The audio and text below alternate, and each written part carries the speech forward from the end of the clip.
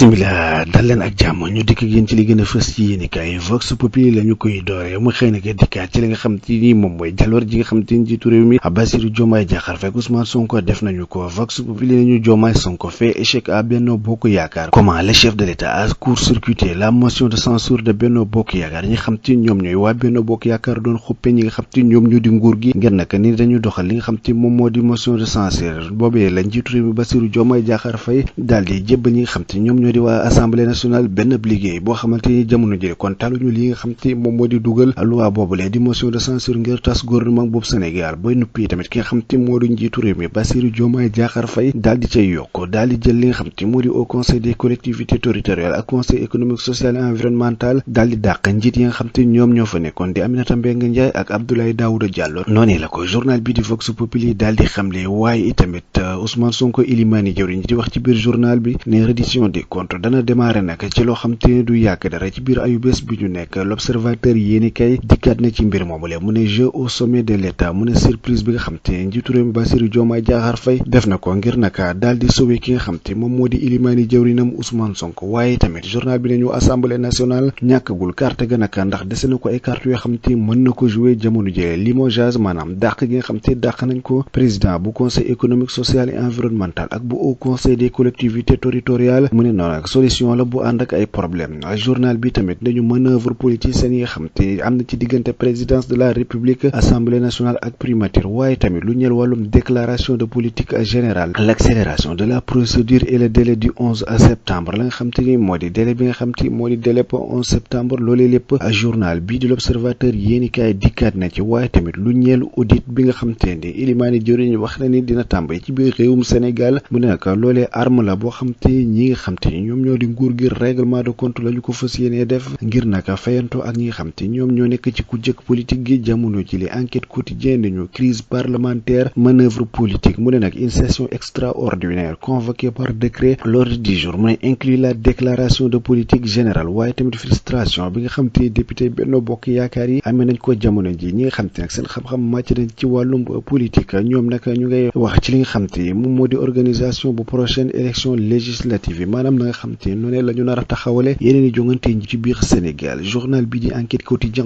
dikkaat na ci le témoin yéenikaay nañu nag après le rejet du projet de loi de dissolution et la motion de censure Diomaye et Sonko sonne la grande offensive ñi nga xam te ni ñoo di njiitu réew mi Bassirou Diomaye Diakhar Faye ak Ilimani jëwriñam Ousmane Sonko fi mu toll ni dañu daal di songu ñi nga xam te ñoom ñoo di kujje gi attaqué leen ndax nag ñoom na nga xam te ñoom ñoo leen doon xuppee jàpp ni ñoom ñoo moomee vent fekk na nag ñi nga xam te ñoom ñoo di waa nguur gi daal di président de la république ak Ilimani jëwriñam Ousmane Sonko fekk na ni ñoom am nañ ay xalaat yoo xam te nasoon nañu ko ba nuppi ngir naka daal di jàmmaarloo ak ñi nga xam te ñoom ñoo di kujje politique yi ñi nekki tey jii la waa assemblée nationale bëggoon a tàmbali dugal loi ba nga xam te moo di ñeel wàllu motion de censure ngir tas gouvernement bu Ousmane Sonko waaye nag ki nga xam te moo di njiitu réew mi Bassirou Diomaye Diakhar Faye dafa daal di convoquer session extraordinaire waaye tamit boole ci biir li nga xam te moom moo di déclaration de politique générale ba tax na nag ñi nga xam te ñoom ñoo di waa assemblée nationale rawatina député yi nga xam te ñoom ñoo far ci Benno Bokk Yaakaar amatuñu jotu dugal li nga xam te moom moo di motion de censure boobule libération yéenikaay ñëw dikkaat ci mbir moomu la mu ne assemblée nationale Diomaye neutralise la motion de censure daal dina teg tànk ci la nga xam te moom moo di motion de censure ba Abdou Mbow ak waa Benno Bokk Yaakaar doon xuppee Ilimani jëwriñ ji Ousmane Sonko libération yéenikaay dikkaat na tamit ci le rapport boobu IGF bi nga xam te daal dinañ koy transmettre dikk mu ne nag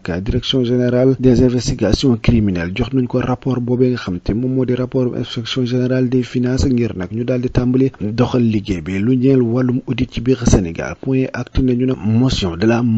de censure Diomaye dribble la menace de Benno ki nga xam te moom moo di njiitu réew mi nag daanaka dafa daal di yaale ñi nga xam te ñoom ñoo di waa Benno Bokk Yaakaar Sonko annonce Diomaye agit noonu la ko journal bi daal di xamle waaye tamit journal bi wax ne ki li nga xam te moo ñeel wàllum reddition des comptes mu ne on connaît les raisons pour lesquelles Lat Diop a été bloqué ki nga xam te moom moo di Lat Diop nag moom bëggoon a tukki ñu téye ko ci biir réewum Sénégal ne ko doo génn gum biir réew mi journal bi nag nee na xam na lan moo tax lu ni mel daal di am Sonko rebat les cartes le Dakar waa yéenikaay moo ko daal di xam ne ki nga xam te moom moo di Ilimani jëwriñ ji Ousmane Sonko fi mu toll nii daal mu ngay yeesal li nga xam te moom moo di jeu politique bi jamono jële kii di Thierno Alassane Sall mu ne faute de vision le pouvoir opte pour la division lu nga xam te moom jort na ko daal moom Thierno Alassane Sall mooy ñi nga xam te ñoom ñoo di nguur gi fi mu toll nii dañoo amul gis-gis moo tax nag ñoom ñuy daal di attaqué ñi nga xam xam te ñoo nekkee ci kujje gi. Journal bi tamit ne ñu lu ñeel wàllum tasuk assemblée nationale googule Birahim Seck met en garde contre les risques juridiques maanaam lépp loo xamante ñeel na wàllum yoon war nañoo moytandiku def ca ay gaaf noonee la ko Birahim Seck xam ne ci biir journal bi di la Dakar waay yéenikaay l'indépendant yéenikaay nañu nag coopération bilatérale jokkalante diggante réew bu Chine ak bu Sénégal une dizaine d'accords signé lu tollu fukki accord daal di nañ koy xaatim ci diggante réew bu Sénégal ak réew bu Chine. Dakar Pékin consolide leur relation noonee la ko journal bi di l'indépendant yéenikaay daal di xam ne Bougane Gueye Dany Thierno Alassane Sall ak Thierno Bocoum ñooñee ñëpp àddunañ ci li nga xam te mooy ñeel coowal politique li ci biir Sénégal conseil économique social et environnemental au conseil des collectivités territoriales yi nga xam te njiit ya di Abdoulaye Daouda Diallo ak Aminata Mbengue Ndiaye njiitu réew mi Bassirou Diomaye Diakhar Faye daal dina jël décret naka daal di leen dàq ci poste yooyu nga xam te fa la ñu nekkoon gannaaw ba assemblée nationale gàntale ximamte fi nga xam te amoon na ko muy tas ñaari kër yooyu lee loolu lépp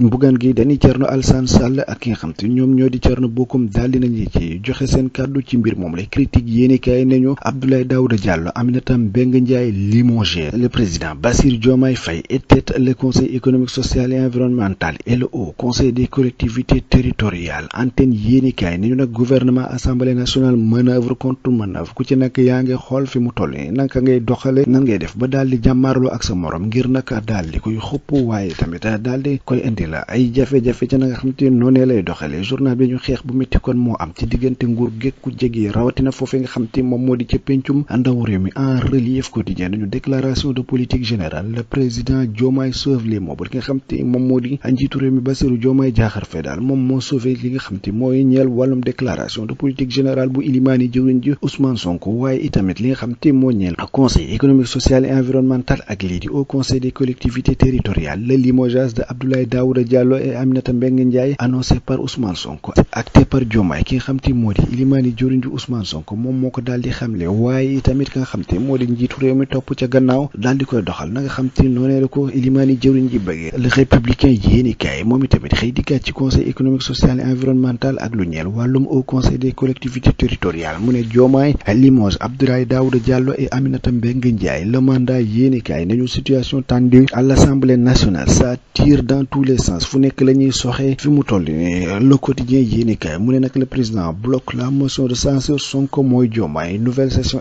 extraordinaire du parlement aujourd'hui Aminata Mbengue Ndiaye et Abdoulaye Daouda Diallo limogé gros doute sur la tenue de la déclaration de politique générale ndax li nga xam te moo ñeel wàllum déclaration de politique générale boobule dana am déet le quotidien yéenikaay nee na nag dara leeragu ca jamono jile waaye tamit Birahim Seck di wax ci li nga xam te moo ñeel wàllum dissolution bu assemblée nationale mu ne le droit budgétaire serait dans une situation de grippe juridique noonu la ko xamle ci biir journal bi le grand panel moom itamit ne sauvé par l'assemblée nationale le haut conseil des collectivités territoriales et le conseil économique social et environnemental décapité gannaaw ba nga xam te ni député yi Benno Bokk Yaakaar yi nag gàntal nañ projet de loi ngir nag ñu daal di tas ñaari kër yooyu la ki nga xam te ni moom moo di njiitu réew mi Bassirou Diomaye Diakhar Faye daal daanaka seeni bopp la dagg ndax ñi nga xam te ñoom ñoo di njiit ya ñoom la fi daal di jëlee waaye tamit lu ñeel wàllu motion de censure ba nga xam te waroon nañu koo tàmbalee dugal ci assemblée nationale ni ki tey jilee grand panel nañu Bassirou Diomaye Diakhar Faye sort le grand jeu ki nga xam te moom moo di njiitu réew mi daal daanaka dafay yaali ñi nga xam te ni ñoom ñoo féetee ci kujje gi Walf Fadjri quotidien nañu motion de censure boobule jeu de ruse maanaam ku ci nekk fu mu toll nii yaa ngay jaay xel sa morom te nag rawatina ñi nga xam te ñoom ñoo nekkee ci nguur gi Bassirou Diomaye Diakhar Faye ak ilimaani jëwriñam Ousmane Sonko dafa mel ni nag ñoom ñoo moomee vent jamono ji leen ndax nag daal dinañu yaali ñi nga xam te ñoom ñoo di waa ku jëkk politique mbokk yi mu nekkoon li gënoon a fës ci yéenekaay ñu doon leen ko dëgtal di leen jox dig daje ëllëg